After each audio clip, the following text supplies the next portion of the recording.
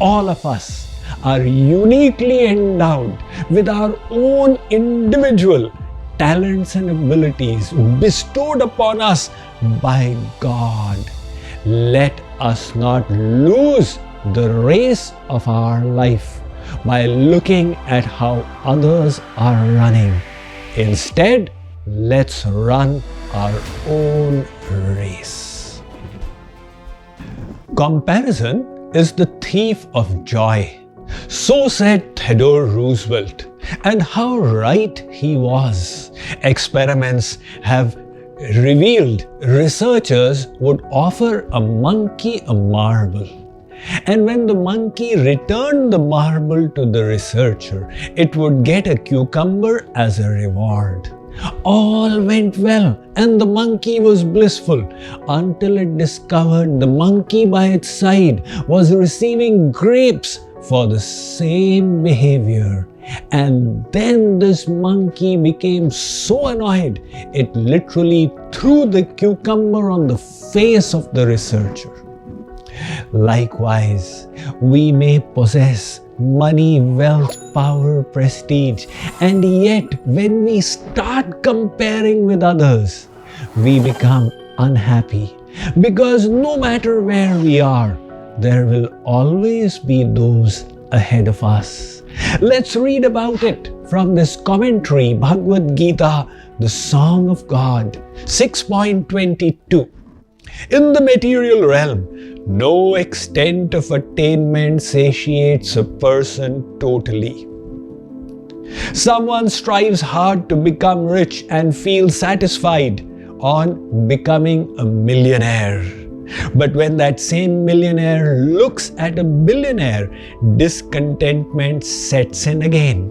No matter what happiness we get, when we perceive a higher state of happiness, the feeling of unfulfillment lingers. This tendency to compare puts us into so many futile races in life. Once, as a middle schooler, I was cycling and I found somebody 200 yards ahead of me cycling hard. Being a competitive youngster at that time, I took it as an invitation for a race and I began pedaling even harder. Slowly I was catching up, and after about 3 miles, I had overtaken him. The glee on my face would have made it seem I had won the Indian triathlon event. The irony was, the other person didn't even know he had just lost a race. However, to my regret, I realized that the right turn I was supposed to take had been left 400 yards behind. So it is with life as well. We look at what others have and get into futile races.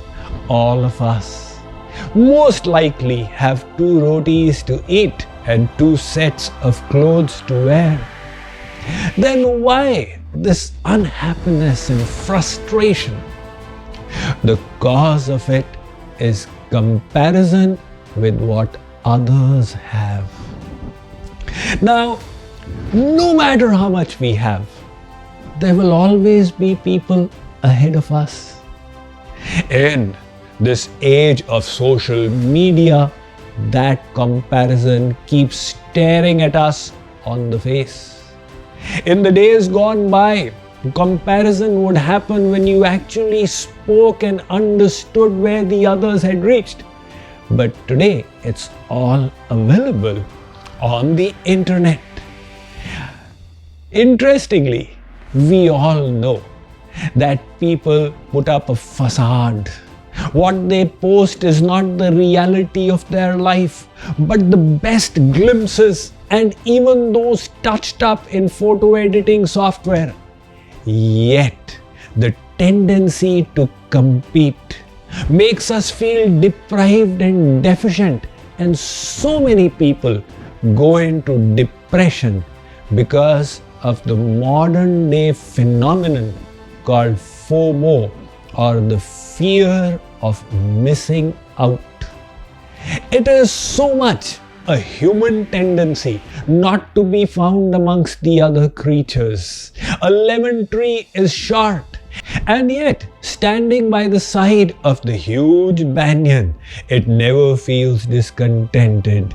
Why should it compare? It is a unique creation in itself. But we human beings unnecessarily get into wasteful races due to this neurotic behavior of comparing.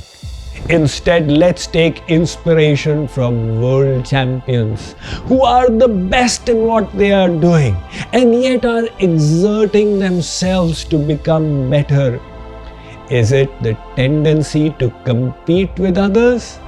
If you ask them, they will tell you they are inspired to excel their own previous best. They are running their own race, motivated to manifest their best possible potential.